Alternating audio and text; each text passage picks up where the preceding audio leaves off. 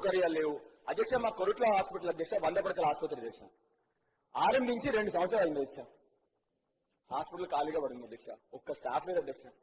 నేను ఇప్పటికి దాని గురించి చాలా సార్లు రిక్వెస్ట్ చేసిన అధ్యక్ష. అంటే మీరు అర్థం చేసుకోవాలి అధ్యక్ష. ఇప్పుడు సీజనల్ వ్యాధులు వస్తా ఉన్నాయి. అంటే మన ప్రైవేట్ హాస్పిటల్ బిల్ యాక్ట్ గురించి మనం మాట్లాడుతా ఉన్నాం.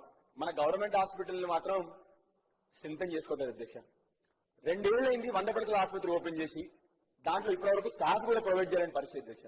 అధ్యక్ష మళ్ళీ ఒకసారి మీ ద్వారా రిక్వెస్ట్ చేసేది, చిన్న కష్టాలు ఇప్పుడు ఎందుకంటే ప్రజలకి మళ్ళీ ప్రైవేట్ హాస్పిటల్ వైపు పోతా ఉన్నారు. ప్రైవేట్ హాస్పిటల్ పోతే మళ్ళీ మీకు తెలుసు ఆల్రెడీ రాష్ట్రం గత 3 నెలల నుంచి డిఫ్లేషన్ లో ఉంది. రాష్ట్రంలో ఆదాయం పడిపోయింది. ప్రజల దగ్గర డబ్బులు లేవు.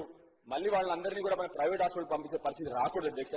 దయచేసి వెంటనే గవర్నమెంట్ దీని మీద యాక్షన్ తీసుకోవాలని చెప్పి మీ ద్వారా ప్రభుత్వాన్ని రిక్వెస్ట్ చేస్తాను అధ్యక్ష.